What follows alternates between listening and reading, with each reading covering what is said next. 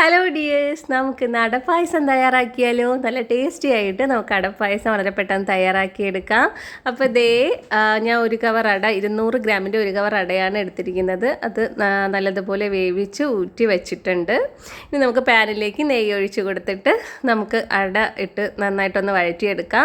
പിന്നെ ഞാൻ 200 ഗ്രാം അടയ്ക്ക് ഒരു 300 ഗ്രാം ശർക്കര പാനി കാച്ചിയതാണ്. അപ്പോൾ അതുകൂടി ചേർത്ത് നന്നായിട്ടൊന്ന് വഴറ്റിയെടുക്കാം. നമുക്കതൊന്ന് കുറുകി വരുമ്പോഴത്തേക്കും തേങ്ങയുടെ 1-ാം പാലും 2-ാം പാലും എടുത്ത് വെച്ചിട്ടുണ്ട്. അപ്പോൾ 2-ാം പാല് ചേർത്ത് നല്ലതുപോലെ ഇളക്കി കൊടുക്കാം. ഈ സമയം നമുക്ക് പകുതി വേവിച്ച് വെച്ചിരിക്കുന്ന ചവ്വരി കൂടി അതിലേക്ക് ഇട്ട് കൊടുക്കാം.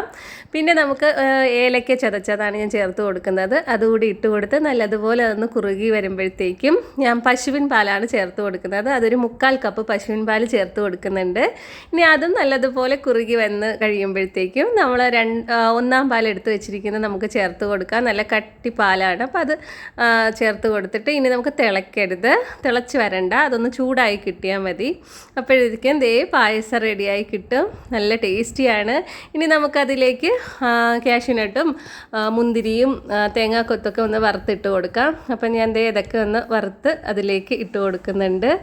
പിന്നെ വളരെ ടേസ്റ്റി ആയിട്ടുള്ളൊരു പായസമാണ് നമ്മുടെ അടപ്പായസം. അപ്പോൾ ഇത്രയും പെട്ടെന്ന് നമുക്കത് തയ്യാറാക്കി എടുക്കാനും പറ്റും. അപ്പോൾ എല്ലാവരും ട്രൈ ചെയ്തോളൂ.